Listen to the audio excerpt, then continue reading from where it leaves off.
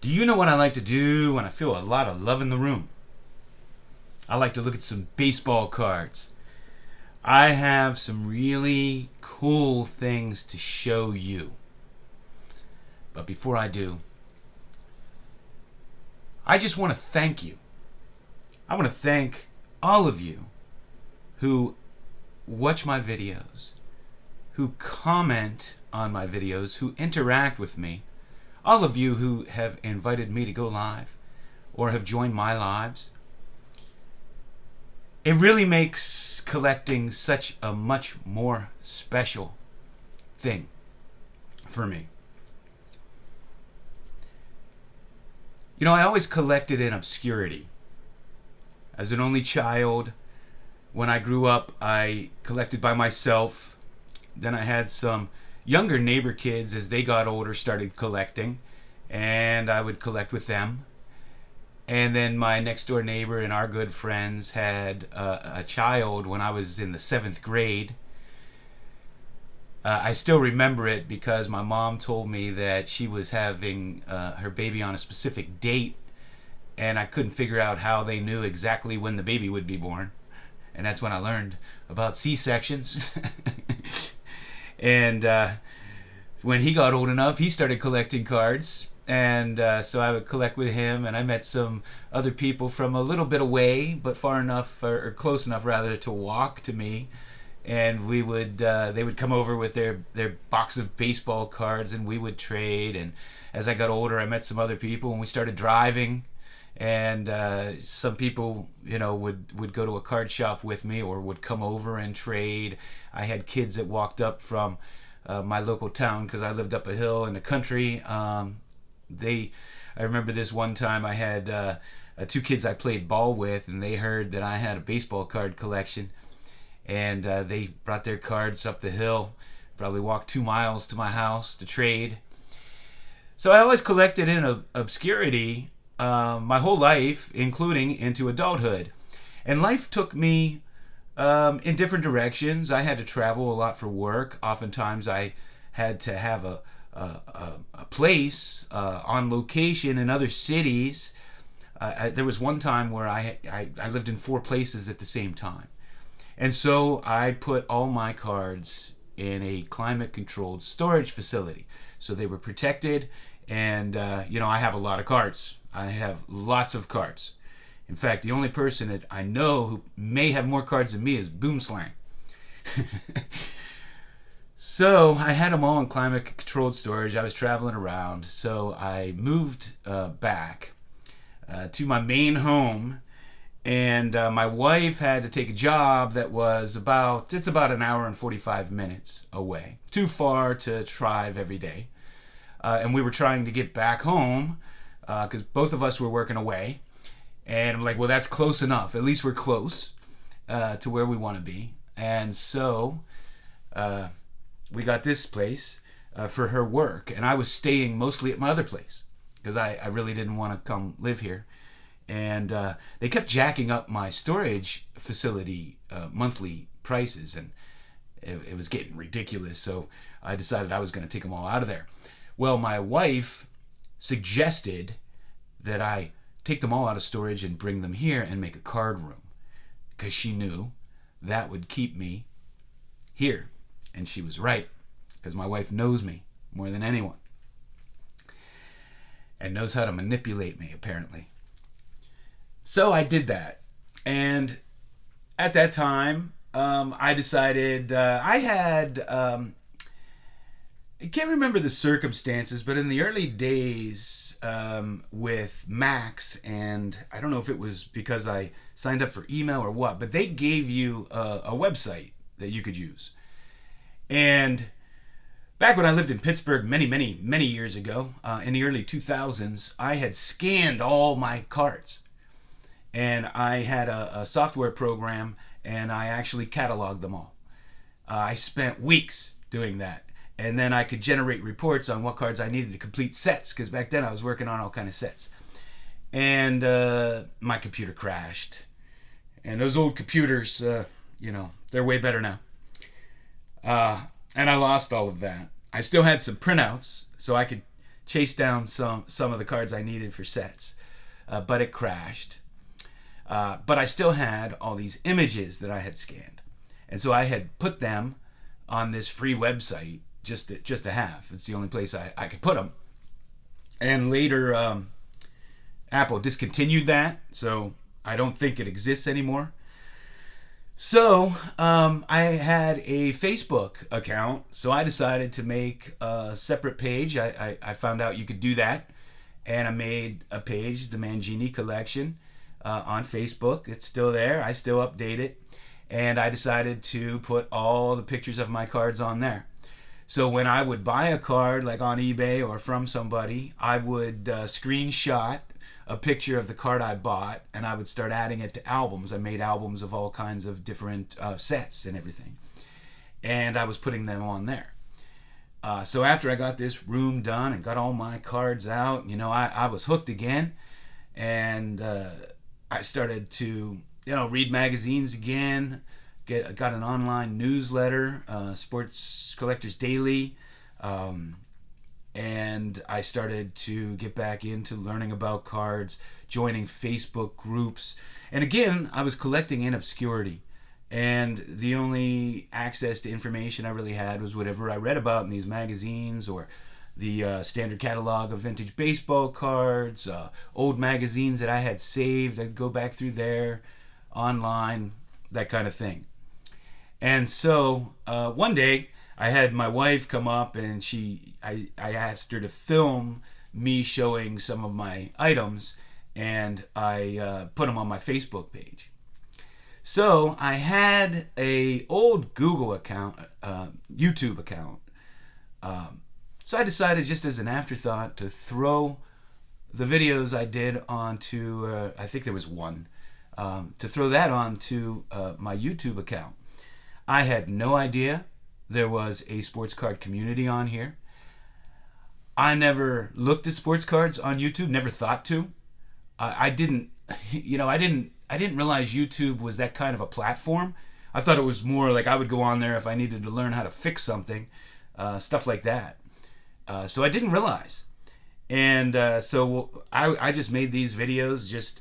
I remember one, I was going through, oh man, I think they were T205s or DeLongs, and I'm sitting there in my bare feet filming, and I'm just like filming with one hand and throwing cards with the other, and I'm just going through them and explaining them and talking about the player real fast. And Dave Blue Jacket 66 had caught one of my videos and gave me a shout out, and he did a video critiquing me and telling me to slow down. I was showing these cards too fast. And then I started getting subscribers from him. So I was like, oh, I didn't, realize all these people were on here. And so I took the critiques, and I started to slow down, and I started to show cards more, and I started to watch what other people were doing and subscribe to other people, watch other people, and I started to adapt. And so that's how my YouTube channel came to be. And the reason that I'm giving you this background is I just want to tell you how much I appreciate you.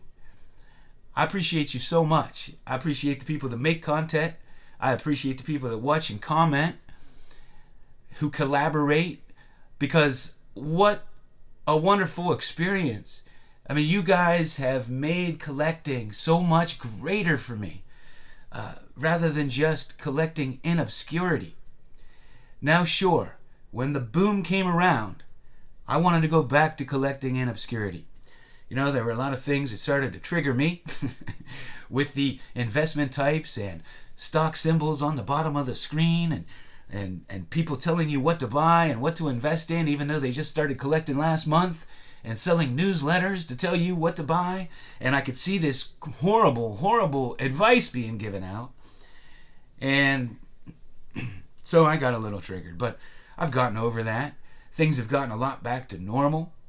I think, it sure seems like, there's a nice mix now of everything. Dealers, investors, flippers, collectors, and it's gotten back to some normalcy, and we're in a much better place, I think, than the boom. But I just wanted to thank you in a big way. aside from the people I live with, which is now only my wife because my daughter moved out, I talk to YouTubers, the friends that I met, the wonderful friends that I've made. We text all day long. There's a whole bunch of them, and we call each other. And I know that if I'm going to a card show or I just want to take a trip, I know somebody in just about every city, near every town. And I go down and I spend time with Lou Rock, and there's all kind of other YouTubers that come along, and we have a blast. And when I go to the National, we stay at a house together, we hang out together, and hang out with every YouTuber I know. There are people that come up and introduce themselves, and we'll just walk the floor together and meet people. I've had people walk up to me on the street and say, I brought something to the National, I want you to have it. I mean, blew my mind. I started getting care packages in the mail. I couldn't believe it. I never saw, and you're seeing all these on YouTube. I mean, what a wonderful community. Sure, there's a lot of bad actors in our hobby, but there's more great actors in our hobby. And so I just wanted to say thank you. Now, that all said, I have something special to show you. I like to collect packaging and wrappers, boxes, that kind of thing. And I got to bring out the symbolic white glove. When I first started using this, I used to get the biggest hate comments. Why do you need that white glove to hold a graded card? You don't need that. No kidding. I know that. It's a symbolic gesture. And I started wearing it, first of all, because I pick at my nails and they're all funky. So I figured I'd cover it up. And, I always wanted to have a museum. And I didn't want it to look like a flea market or a card show. The thing that sticks out in my mind, because cards are so special to me and they're like little works of art, is the movie Unbreakable. When Samuel L. Jackson had that museum for comics, and he would wear a suit and they were displayed real nice, and you walked in and it was like an art museum. It wasn't like some junky garage. And that's always the vision that I had. And so when I named my channel, I just decided to give it a museum-y kind of name and called it the Mangini Collection, right? And that's always the vision that I had for like a museum. So I started to wear the white glove just as a symbolic gesture of that. And so I'm going to put it on now because these are special pieces. This here is a Fatima box.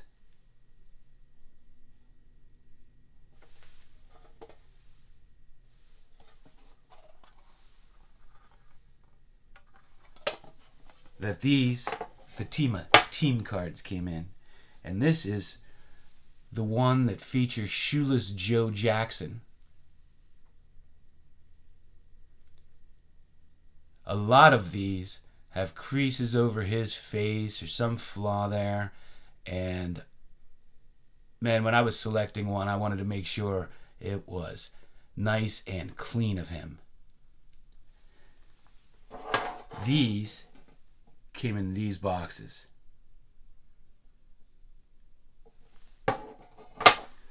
Now Fatima also made these cards. And these are 1914 T222. This is the Wally Shang.